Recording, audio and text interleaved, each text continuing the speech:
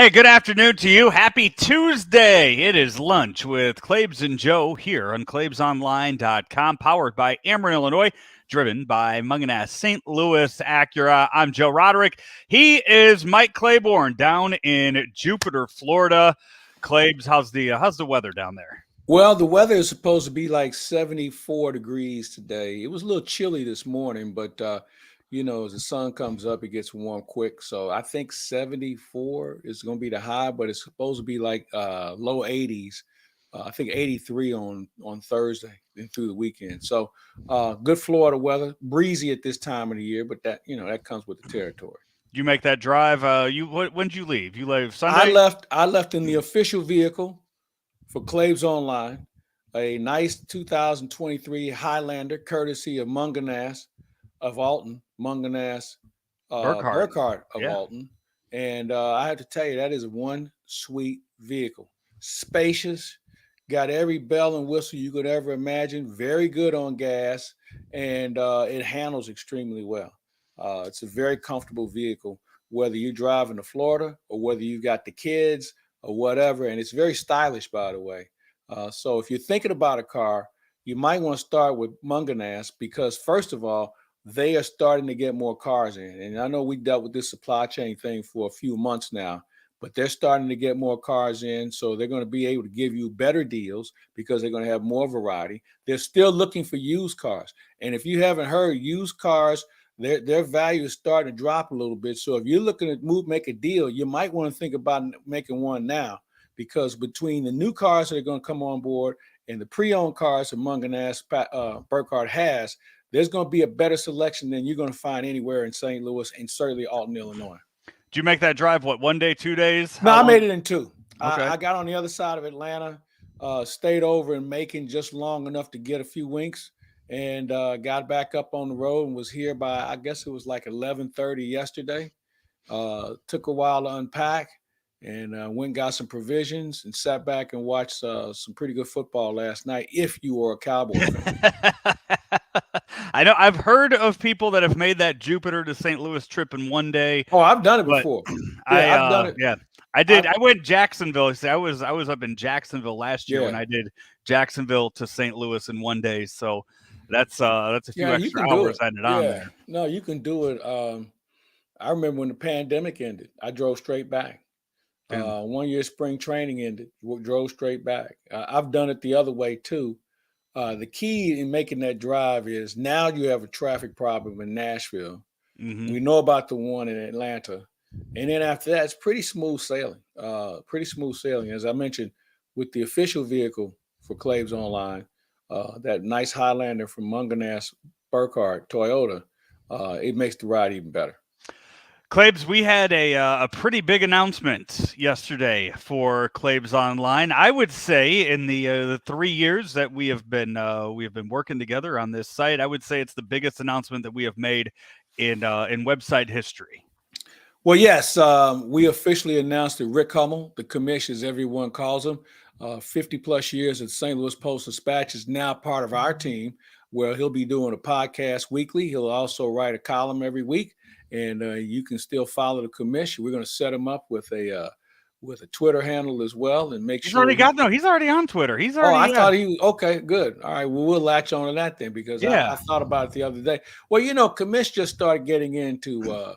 He got rid of the flip phone. He's got a regular phone now. Yeah. So I mean, he's catching up. So we'll highlight him in those manner. And that means he'll be around the ballpark. And I know, and just talking to some other people the last 24 hours, that are excited that he's going to be around. And he's going to do some work for the Post-Dispatch also. But we're going to keep him up to date with what's going on with the Cardinals and certainly his connections around baseball. When you start to hear from other writers around the country and other broadcasters who follow either him or me, and they start to say what a great move it is, you're moving in the right place. It's at CMSH Hummel. Commish Hummel is where you could find him on Twitter. So he is on Twitter. I think he usually only tweets about Matt Cain, but we'll get him to tweet out. Any reason on why just Matt Cain? You'll have to ask him. You'll have to ask other All right. writers up there. But it was for a while. I think he only had a few tweets in his career, and it's from the time he was on, and they were all about Matt Cain for some reason. So, Who I'll tell you something. When he pitched, when he was right, he was really really good, and then he just fell off the table, man. And he had some arm and shoulder problems, but other than that, I really don't have a reason to even talk about the guy. Not that I got anything against him, but he wasn't somebody who registered on my radar. but you will, so you will be down at spring training providing coverage for Claibs Online, and of course all the other outlets that you work for. Commish will be down there. He'll be writing for Claibs Online. I know he's getting down there in about a month. I think he said around the time pitchers and catchers report, and then I'll be down there at the tail end of spring training and the for the end of the World Baseball Classic too, for more stuff with Claibs Online. So all your baseball stuff in February and March, we'll have it covered here on Claibs And Online. we may have a new vehicle to announce on how we're going to cover this as well. I'm going to tell you about. So we'll talk about it a little later. Okay, So, I'm looking forward to that. Yeah. As far as but let's before we get in, because I mean it's going to be all NFL talk for the most part on the show today. But the Cardinals winter warm up this past weekend, we saw. Was there a single player that missed? I mean, everybody was there, right? Yeah, I kind of think you're right about that. I mean, between with KMOX, I mean, you guys were set up down there in Cardinals Nation. I mean, between Joe Pott and Ackerman and Matt Pauley and all the Chris Ranji I know was there a day. I mean every single person I think on the 40-man roster made their way through to that table to sit and talk Cardinal baseball with those guys. It was a busy few days for you. It really was, and that's been kind of a tradition. I remember a guy who blew it off one year, and Tony did everything he could to bury that guy that year. And you're going to have some guys, whether trying to get in the country, whatever. We get that, but this guy had no excuse. He just didn't want to go, and Tony was like, "Okay, we'll file that away." And I'll never forget it. walking around Ballpark Village, the access to go right across the street and tour Busch Stadium, the multiple places to eat at Ballpark Village. It was a great idea by the Cardinals to move everything there, and it could not have gone any smoother from the looks of it this past week. But as the players made their way into the media room and talked to the press there, along with all the other interviews you did, I think we're starting to learn more and more just how important this World Baseball Classic is going to be for some of these guys this year. I think there are about 12 Cardinals, I think, right now that are taking part in the World Baseball Classic. Is it 12? It's so, I mean, we could sit here and we could name them all out. So you have Goldschmidt, Michaelis, Wainwright, and Arenado all on Team USA. Nootbaar and Tommy Edman. They're on Korea and Japan. Nootbaar on Japan, Tommy Edman on Korea. You have Andre Palantes with Italy. Oh, that's right. Yeah. Tyler O'Neill is with Canada. Yeah. Ivan Herrera is with Venezuela right now. So was it Panama? I didn't see. It know might be Panama. I thought he was from Panama. I could be wrong about that. So you have those. I haven't seen if Genesis Cabrera is pitching anywhere. Gallegos pitching for Mexico. Mexico. Yeah. Yeah. So that's 10 that we're up to right now on the list. And I guess we're lucky Contreras didn't go. Contreras. I mean, around. So Contreras' reason for not going and playing for where would he have been on Venezuela's team? Would he have? Okay, so he would have been with Venezuela. So his reason was he wanted to stay and work with the staff. He wanted to get to know his teammates. He'd be better off going up to Miami or Arizona where the World Baseball Classics are and hang out with his teammates there. Yeah, but you know what, though? Here's the deal. The two guys that he doesn't need to worry about are Michaelis and Wainwright. They've got to figure it out. I think it's important for him to learn about guys, especially bullpen guys, that he's going to have to catch. I'll tell you something. This WBC is going to be interesting because of the participation of so many good players, where some guys are going to be maybe 3 or 4 weeks readier, if there is such a term, when the season starts than they normally would, because they're going to face better players. They're going to face better Mhm. pitching, and the pitchers are going to face better hitters. So I think that's going to be a plus for them. Now, baseball isn't that team sport like others are. You just do your job, but I think for a lot of guys, it's going to give them a real advantage. You were right. Panama is Ivan Herrera. He is going to be playing for Team Panama in the World Baseball Classic. So double-digit Cardinals will be playing in that. And I know we have talked about this before, and we saw him down at the winter warm-up. Paul DeJong, still a member of the Cardinals, was not traded. They aren't going to release him from the contract that he's in either with what they're paying him. He is a guy that's going to benefit from all of the added reps that he is going to get, because the Cardinals, 3 of the 4 starting infielders for the Cardinals are going to be away at the WBC. Paul DeJong is going to get reps all over the infield. Paul DeJong is going to get at bats because they're still playing games. They're not taking games off, spring training games off for this. Paul DeJong should see more reps than anybody else in February and March, and March especially, than any of these other Cardinals. I think you're going to have a couple of guys. Paul DeJong, Juan Yepez are going to get a lot of reps. Obviously, Jordan Walker, we're going to see him. You'll see some other guys that will find a way to get some more reps. I think it'll be interesting to see what happens with Walsh, the young man who came up late last year. What kind of action does he see? Dylan Carlson is going to get a lot of reps. So I think it's a plus for everybody in baseball to be able to spread the wealth and create better opportunities for players. But I agree with you. I think DeJong, you're going to see him play some third, which was what he played before he got called up by the Cardinals. He'll play some short. Wouldn't be surprised to see him take some balls at first from time to time. Because think about it. DeJong, probably for a guy who hasn't played third base in the big leagues, is probably more big league third base ready than anybody in the organization that's not in the WBC. Donovan played a little third base, but who else? You don't have anybody else. Gorman. I mean, as soon as the Arenado trade happened, Gorman I don't think, has gone near the third base bag defensively since unless then. He was, if he was rounded in on a home run, stepping on it. But other than that, you're right. He hasn't had a glove in his hand. So you may see him over there also. So I just think between that and the whole competition that we have on this ball club, especially for the outfield, second base, DH, left side, right side. I mean, there's so many openings that are available. And Ali Marmol, I was with Ali a few times last week, and he was emphatic about, hey, man, this is wide open. He said, the only guys we know are going to play every day are the guys at first, third, and catch, and probably Tommy Edman. Everybody else is wide open. And that's just a plug and play anywhere. One guy that Ali Marmol seems to be really high on, and the rest of the baseball world seems to be high on, is Lars Nootbaar. Nootbaar mania, I think, is what Ben Fred called it this weekend in one of his columns. We haven't talked about this yet.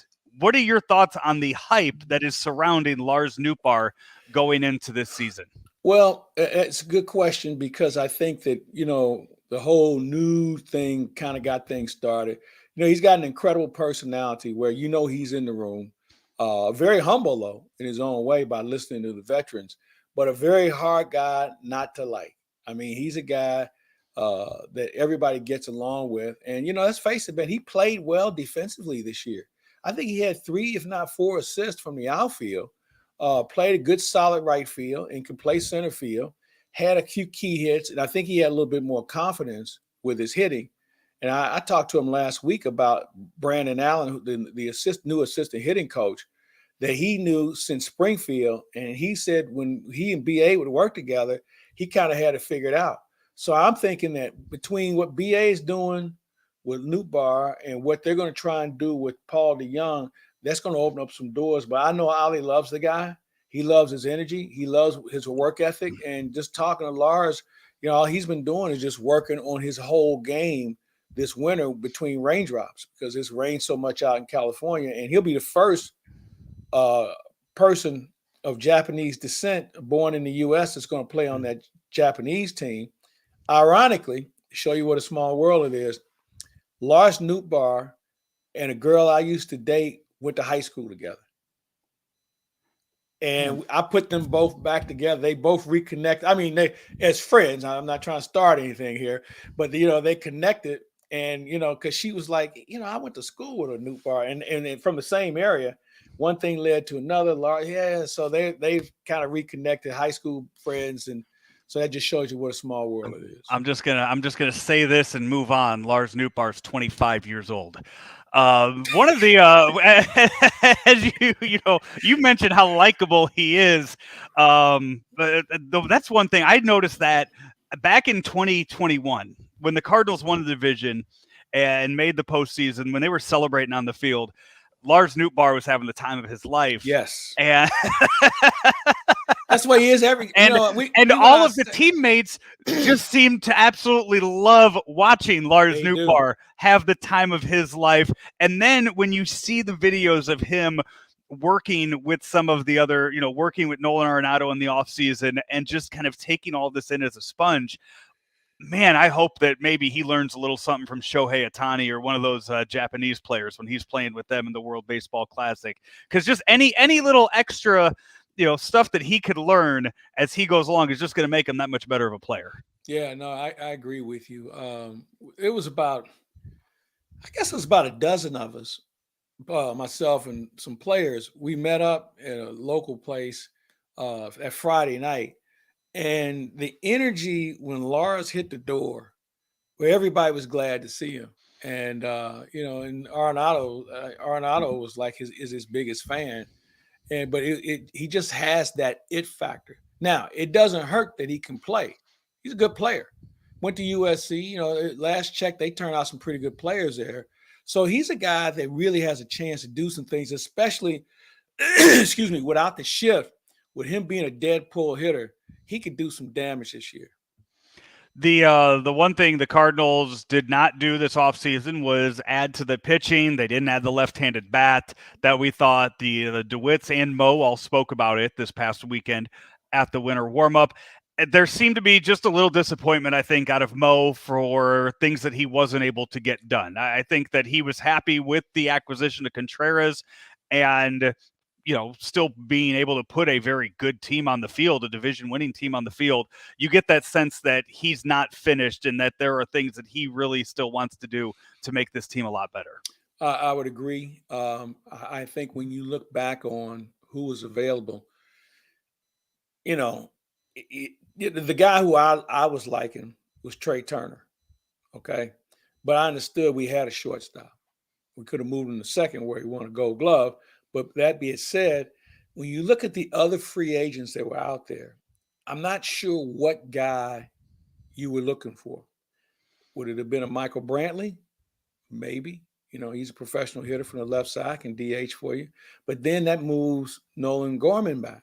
So I really think what you're seeing now is they're going to let these kids try and grow, and they'll evaluate them. And if they feel like there's something out there better than what they already have, then they'll make a deal. They maybe pick up a heavy contract because they can afford it. They're going to be looking for pitching. I don't think there's any doubt that they're going to be looking for more pitching, even though when you think about the bullpen, you look at Stratton, you look at Romero, and you look at Gallegos, and you look at Hicks, who I think is going to be an interesting X factor. There's so many guys in that bullpen that's going to create competition, and there's going to be a starter that may be in the bullpen before it's all said and done. You think about a guy like Zach Thompson. You might be as deep from the left side as you've ever been. If you have Cabrera, Thompson, Romero, or some combination like that, that's a pretty good left side of your bullpen. Not to mention your right side with Gallegos and Hicks and Helsley right off the top. And there's going to be somebody, I guarantee, Palante. There's going to be somebody else, Joe, and it happens every year, where we don't have him on the radar, okay? But all of a sudden, this guy shows up and he leaves spring training with a job. Yeah. Go back to Jordan Hicks. Palante was that guy last year. Yeah, Palante was this year. Another guy who should have made the team, Donovan should have made the team out of spring training, but they gave it to Newbar because Newbar had excelled the previous year. Mm-hmm. So I go back to the competition factor. There's plenty of competition out there, and I think we're going to be rewarded with it with some pretty good play. The Cubs went out this past weekend. They had CubsCon up in Chicago. Their version of the winter warm up. They also, well, during that, announced the signing of yet another bat, Trey Mancini. They went out and got the World Series champion Trey Mancini. The Cubs have quietly put together a team that is going to finish second in the NL Central, and if the Cards don't improve or have a slip up somewhere, the Cubs could very easily get in there and win 85 to 89 games and maybe take the NL Central if the Cards underperform. This is a very good Cubs lineup right now. When you look at Nico Horner, they signed Dansby Swansea to the big deal. You have Ian Happ, Seiya Suzuki, and then they go out and sign Eric Hosmer, Trey Mancini, and Cody Bellinger, and they get Tucker Barnhart too to catch. That's a good lineup that is that starting lineup, that starting nine is better than what the Brewers are going to put out there this year. There's no doubt. And you know what? 4 world champions from 4 different organizations. So they got some guys on that roster that know how to win. And you know what? They're going to make this division very interesting. Now, it's a collection of players. I'm not sure about their bullpen. But when you look at them from top to bottom in that lineup, as you just mentioned, they're going to make some people think about it. And you know what? If their pitching comes around, now granted, the question is, will they ever have a homegrown starting pitcher? That's yet to be seen. But when you look at the initial guys that they're going to run out there, you're right. They're not only going to be, they've not only passed Milwaukee, they have created a real distance between themselves and Milwaukee. And if they get a break, Joe, they could be a wild card team. I mean, Cody Bellinger's a former MVP. I mean, Cody Bellinger, if he figures it out, that's really dangerous to put in the middle of the lineup. Not to mention, you mentioned when you talked about Nico Horner is one of the better players in the game. Okay. I mean, you look at their infield. Now they're going to roll with Wisdom and his 200 strikeouts. I get it. But if Hosmer can get it going, and I think he can, you got Horner and Swanson up the middle. You got Bellinger playing center. You got Ian Happ, who is a Cardinal killer that's going to be in left field. Mancini, you can play in right or you can DH him. They don't have many holes right now. I mean, I'll tell you that second tier of guys. And wait a minute. What about the kid Morrell that they brought up last year? I was just going to say that right now Fangraphs has Morrell starting over Patrick Wisdom at third base. Well, you know what? There'll be about 110 strikeouts less, that's for sure. And I love Wiz. But, man, the strikeouts just killed him, man. Yeah, but Morrell could play third base. He could play center field. I mean, you could put those guys – yeah, you could put those guys everywhere. You know, so they have guys like Donovan and Edmund are for the Cardinals where you can put them wherever you want on the field. They carry a lot of gloves in their bags. Well, I think you're seeing that trend around baseball. You know, the more gloves you bring to the ballpark, the more at bats you get. And Chicago's going in that direction. We see it with the Cardinals. There's some other teams that are looking that way. The Dodgers were doing it for a bit. Atlanta Braves have done it a little bit as well. So, you know, when you look around, versatility is the key right now because, you know, 26-man roster, you know, you can only do so much with. So, you know, you don't want to have guys sitting around too much. You want to make sure you get them some at-bats, and the more positions you can play, the better off you're going to be. And then that's where the matchups really come into play. You know, what do you do against certain guys? What do you do against lefties? What do you do against righties? I mean, how do you deal with guys that come out of the bullpen? So, you know, the analytics has once again risen its head and will be a deciding factor on why a lot of guys play. He is Mike Claiborne. I'm Joe Roderick. A lot of Cardinals talk here to kick off the show. And if you missed it at the top of the show or you missed it online yesterday, we announced that Rick Hummel is joining the Claibs Online roster starting in spring training. He's going to write for us once a week. He's going to do a podcast with Claibs once a week. And you can find all of that and read about the announcement right now by going to claibsonline.com. And we will we'll have a way too where once we get closer to that date, we'll be able to set it up and email you those articles every time that Commish puts it out there. So you'll get those delivered right to your inbox each and every week that he does that. He is Mike Claiborne. I'm Joe Roderick. Hey, we'll be back in just a bit. We need to talk some NFL from this past weekend here What on happened Lunch this weekend? with Claibs and Joe. Powered by Ameren, Illinois, driven by Munganess St. Louis Acura and Munganess Burkhart Alton Toyota. As one of St. Louis's fastest growing companies and largest private companies, St. Louis Acura is proud to serve you and remains committed to becoming better than ever for you. As new Acuras become more available every day, we are not backing down from selling 100% more quality pre-owned vehicles than ever before. We want customers that appreciate our friendly, outgoing team and our award-winning service because at St. Louis Acura, we are better than ever for you.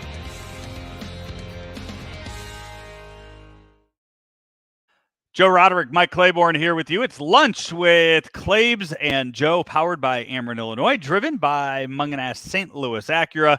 Claibs down in Jupiter, Florida, courtesy of Munganess Burkhart Alton Toyota. Claibs drove that 2023 Highlander down there over the weekend, and I bet that Highlander had Sirius XM radio in it, Claibs, and you were able to listen to all of the games. And that's exactly what I did on Sunday. And by the way, Tom McCarthy and Kevin Harlan are terrific to listen to on the radio. I was just thoroughly entertained by their play-by-play, and I texted Kevin yesterday. And turned him on last night. He's doing an NBA game. Man, that guy from the opening kickoff made it entertaining. And Tom McCarthy's description and accounts of the game were just terrific to listen to. So thank goodness for XM Radio and all the other things. They got every gadget you can imagine on this vehicle. So if you're thinking about something that takes you into the next gen, this is the vehicle.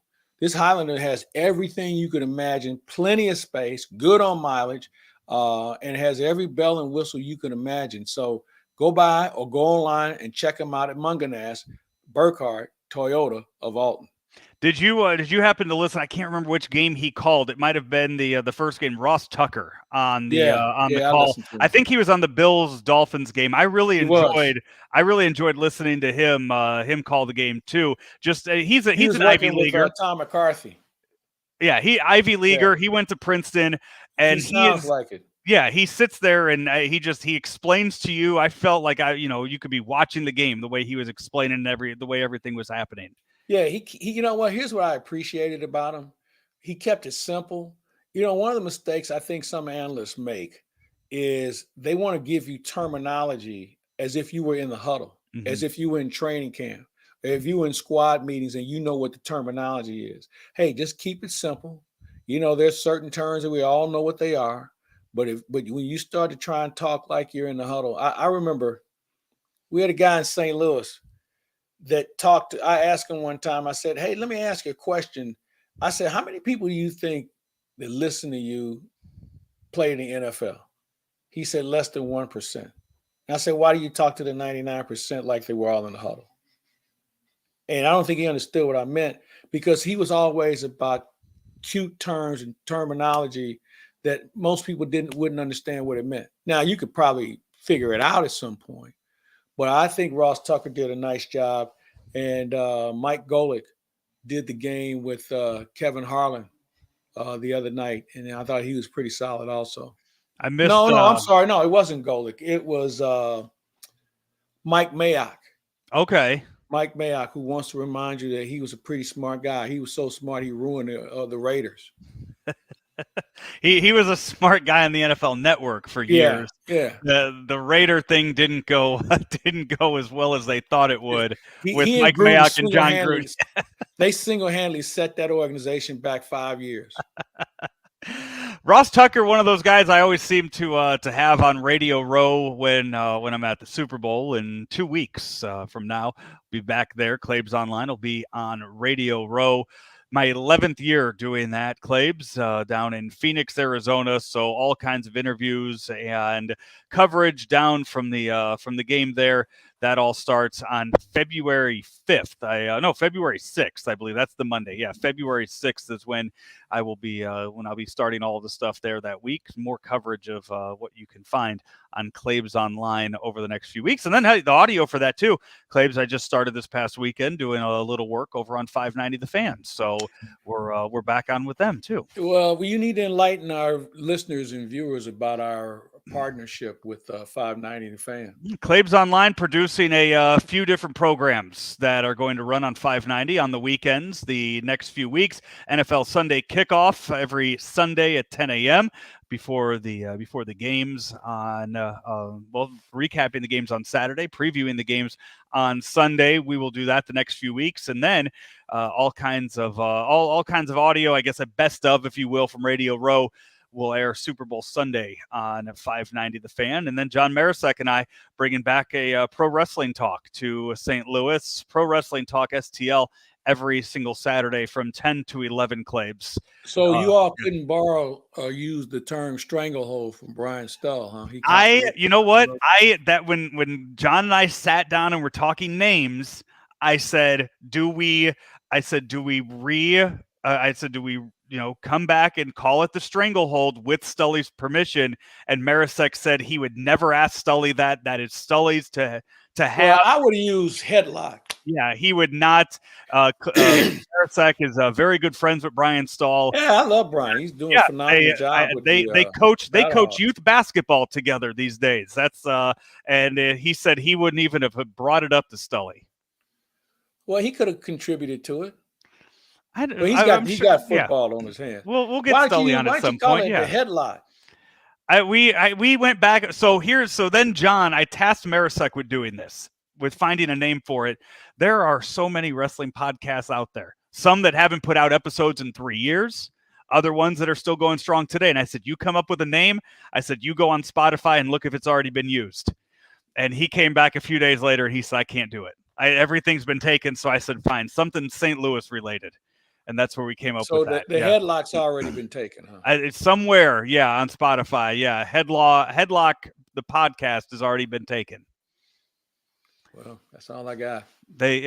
Claibs Online was easy. You didn't have to look and see if that was taken by anybody yet. Well, I'm appreciative of that. So yeah, that's new episodes of that every Saturday at 10 a.m.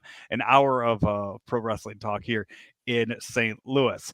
Hey, we got to talk football though. As I mentioned, I'm doing the NFL Sunday Kickoff show. 6 games this past weekend. Claibs almost hit my 6-team parlay on it. I had the Bucks last night in that Monday night game. Should have cashed out early and taken my 5 victories from Saturday and Sunday. I went 5-1 on my picks to the website too. I picked all the same games. You know what? A few of them were easy. A few of them were pretty easy to go with. Yeah, but here's the thing. Everybody thought San Diego would win. Buffalo, we thought that was going to be a boat race, and they had to hold on. There were a couple other games that you kind of felt like, but I thought the San Diego game is what's wrong with these coaches who want to try and reinvent the wheel. I mean, you got a 27-point lead, and I talk to you all the time about you have to have a running game. I know everybody likes to throw the football, okay? But if you don't have a running game, especially in the second half, you're going to have problems because you're going to be on the field. You're going to get off the field too quick. If you throw a couple of incomplete passes and all of a sudden it's 3rd and long, you normally have to punt on 4th down, you get a ball back. Saturday night was the epitome of when you get pass happy, that's what can happen. Because you didn't take enough time off the clock. You didn't grind it out. You didn't wear anybody down. And they got stronger. The Jaguars got stronger. And I'm amazed that guy still has a job. Now, I know they fired the offensive coordinator today and the quarterback coach. But he should have gone down with the ship because that was all on him. And I tell you another guy. But straight up firing though, like you found a guy that went out and won you 10 games this year. The Chargers had a great second half of their season, finished very strong. You're really going to fire him over that one bad game and not look at it and say, you know what? Hey, we're going to see if you learn from this and you come back and you figure out how to win it next year and win even more. Well, first of all, 10 games isn't what it used to be, okay? You're playing 17 games now, all right? So 10 games doesn't have the same juice he used to have. Secondly, he had been in this situation a couple times this year before. That's why they were 10-7, because of poor coaching decisions. This was not the first outing where people were looking around like, what is he doing? Or what are they doing? The team is poorly constructed. He ran a player out there who should have been sitting out in a meaningless game that you didn't have on Sunday. I just thought it was I just think the way that team's put together is not really what I call solid. Now, defensively, they're not bad. Offensively, you got nothing that resembles a running game. You got some decent receivers. You got a solid offensive line. But I'm surprised he still has a job. And McDaniel wasn't. I just much think better. if you're winning 10, 11 games and you're going and doing that, if you're doing that year after year after year and you can't get past that, you can't get to the conference championship. But I'm just, this is the second year, isn't it? Done? Okay. So it's the second year. So yeah, you give him after year. But no, I'm just saying if that's the case, if they're winning, if you win 10 games in your second year, and you say, okay, you know what? We're going to see if you can learn from this. But if you're going to win 10 games again next year and get bounced early, then yeah, we're going to have some discussions because maybe you can't get past that hump. Oh no, I think one time you give them that. Okay, I'll roll with that. Now, can you explain McDaniel in some of his play calls on Sunday with Miami? You're talking. Wait, is poor man. Oh, okay. I'm sorry. I thought you were talking about. Yeah, I thought you were talking about the Raiders coach. You go into that game with a conservative playbook, knowing that you have your third string quarterback out there. And he played decent enough to where they should have expanded that and they should have taken some more chances, especially when they came back from being down 17-0 to tie it back up. They should have gone for a few more knockout blows than what they did. I agree. And I know, as you mentioned, third string quarterback. And once they found what his groove was, they should have just stayed with it. And then when the Buffalo stopped it, then they go back to something Buffalo's not looking for. I just think, and granted, it's you. I mean, it's easy for me to say these things because you know what? I haven't coached in the NFL. But I think any legitimate coach in the NFL would be like, what are you doing? I mean, it was plain and simple for you on what was working and what wasn't. Your clock management was just brutal. Well, you have no timeouts left with over 4 minutes to go in the game because you couldn't get plays in quick enough. I mean, there was a lot of things that I thought should have been cleaned up that they didn't.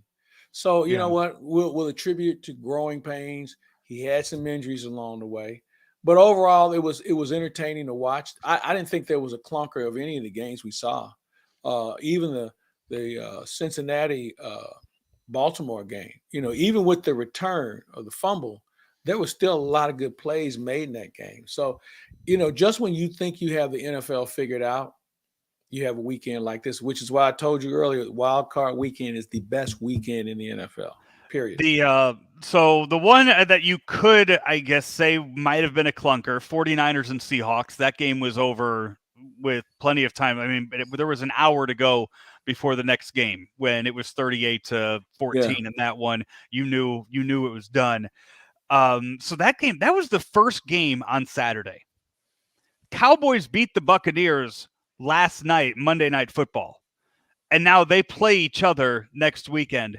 The 49ers get 2 extra days. I mean, essentially 2 more days off than what the Cowboys did.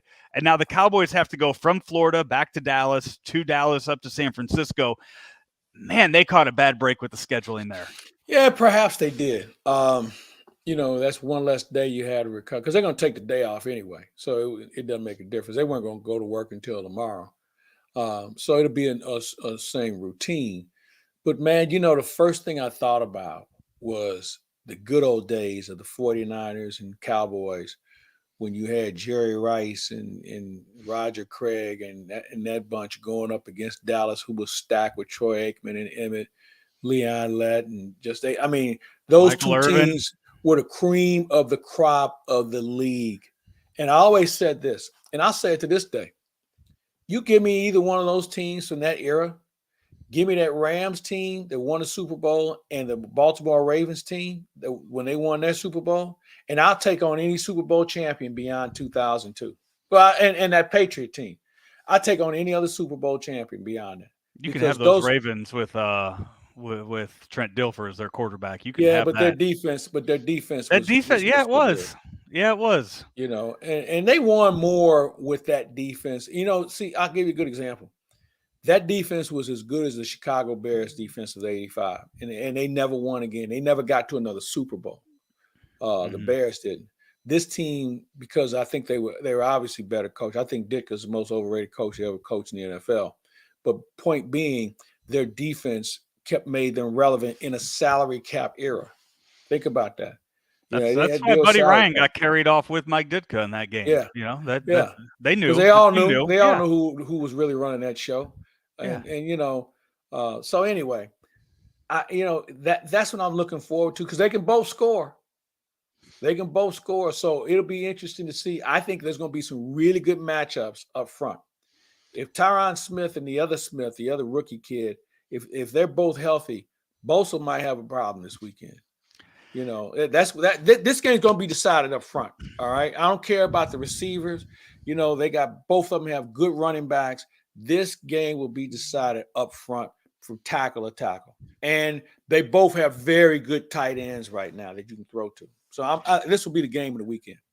When you look at some, I take that back because Cincinnati's going to Buffalo, so that's going to be a whole lot of fun too. So there's still going to be some really good games to watch this weekend. Those are both the Sunday matchups. The Sunday matchups: Bengals, Bills, followed up with Cowboys, 49ers. I mean, that's you strap it in and lock it down because you're not going anywhere for about 7 hours once those games kick off. And you know what? Let's not overlook the Giants and the Eagles. Daniel Jones is playing really good football right now. And you know what? His offensive line doing a hell of a job. Eagles get a week off to rest. They had a couple of offensive linemen that were banged up. That's going to be a scuffle. So, I mean, we can criticize the NFL for a lot of things, and most of it they deserve.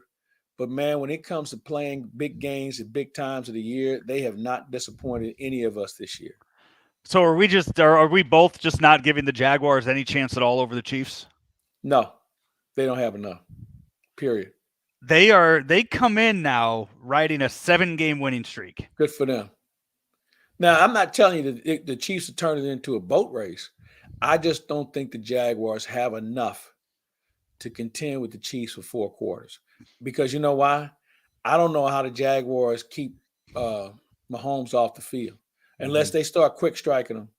And that's the only way they can get back in. Because remember, as while everybody wants to anoint Trevor Lawrence as the next Peyton Manning, he really wasn't that good Saturday night. How many interceptions did he have? 3 or 4? He had four in the first half. Okay. Yeah.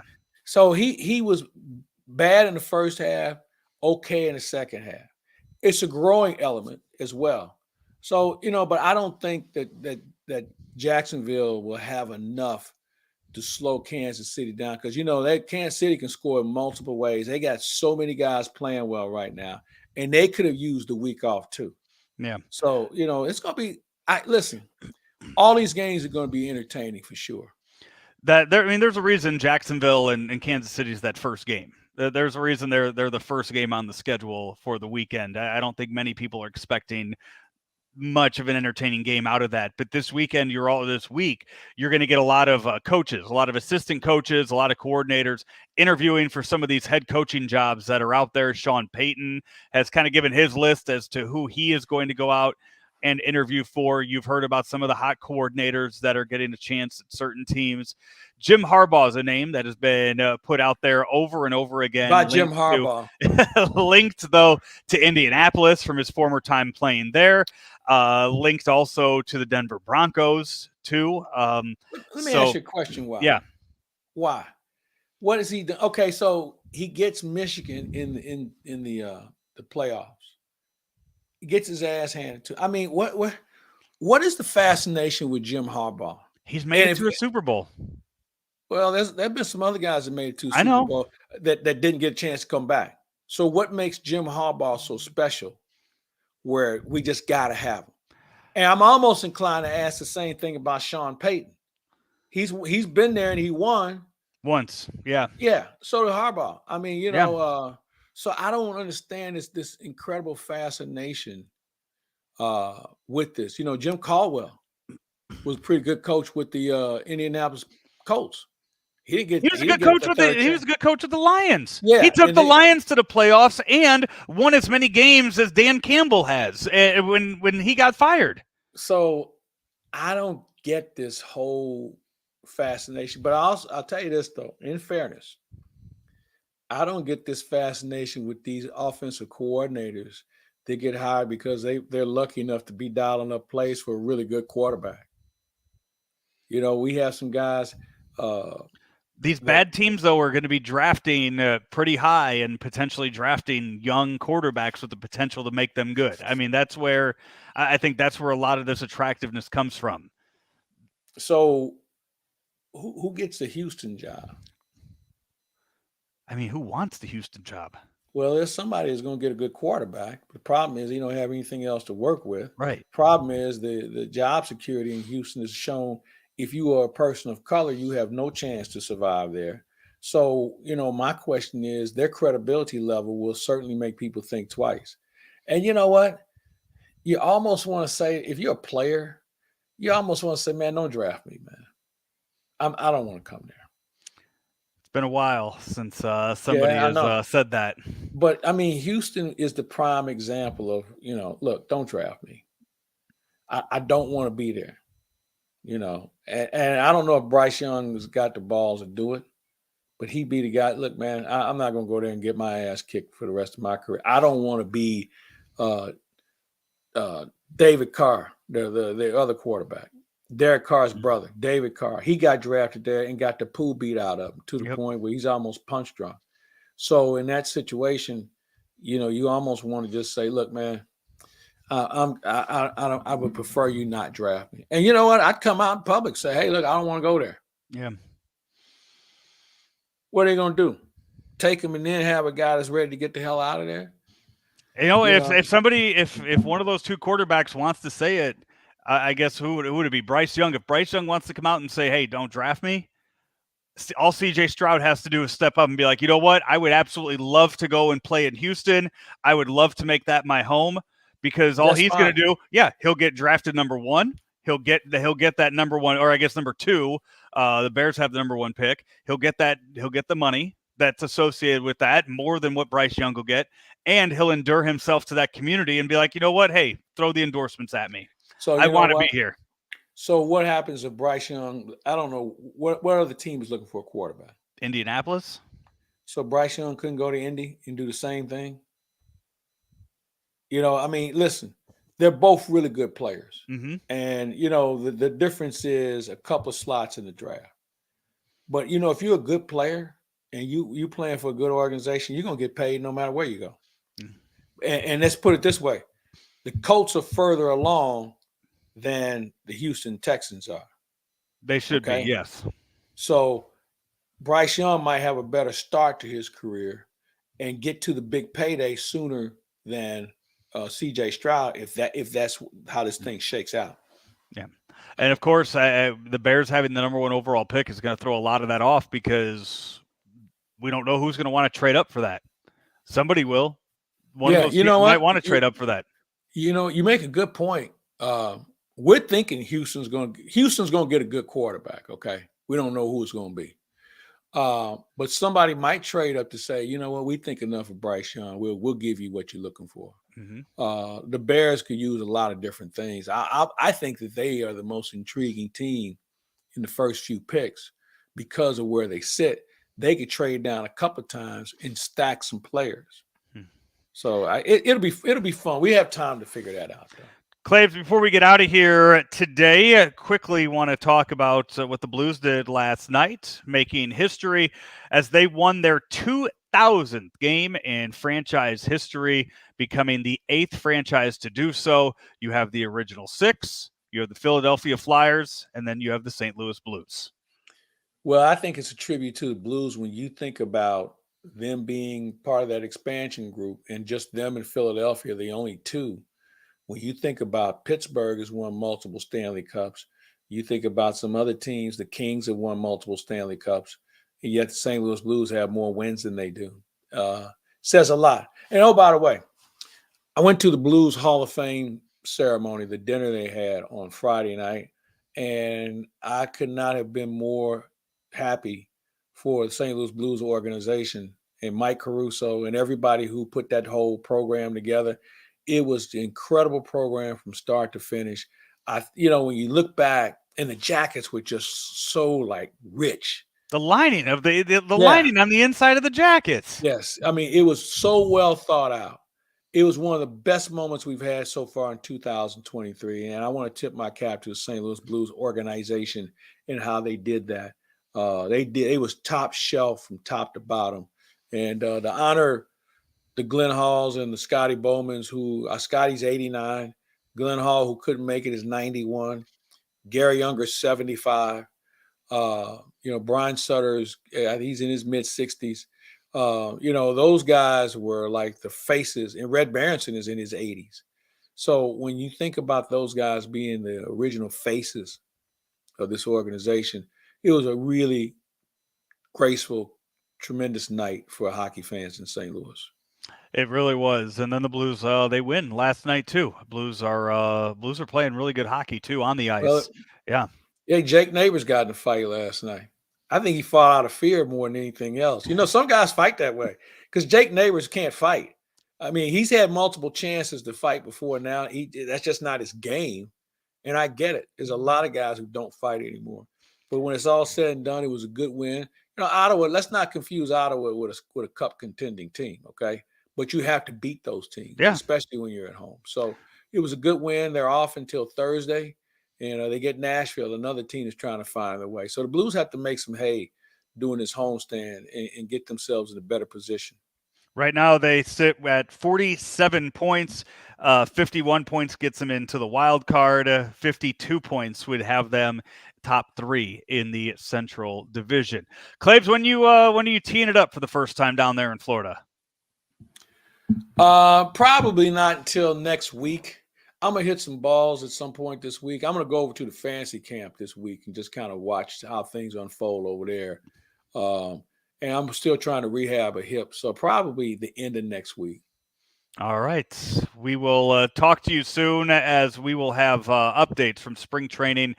When it starts, less than a month from now, we will have Cardinals on the field at Roger Dean Chevrolet Stadium there in Jupiter, Florida. And we will bring you so much coverage here on Claibs Courtesy Online. of our good friends from Mungenast Burkhardt Toyota of Alton, Illinois. Without their help, this would be a much more challenging venture that we're about to partake in.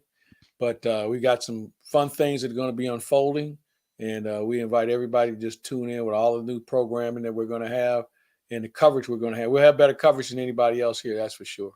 Claibs, this week, Howard Richards, you guys talking the conference the divisional round? We'll chop it up. We'll chop it up on Thursday. All right. Sounds good. Looking forward to all of that. Claibs, we will talk to you soon. He is Mike Claiborne. I'm Joe Roderick. This has been Lunch with Claibs and Joe, powered by Ameren, Illinois, driven by Mungenast St. Louis Acura, right here on ClaibsOnline.com. From our roots in St. Louis, Royal Banks of Missouri is branching out to continue serving you with our locations in St. Charles, Jerseyville, Granite City, and now in Hannibal, Center, and New London. Royal Banks of Missouri, the community bank in your community.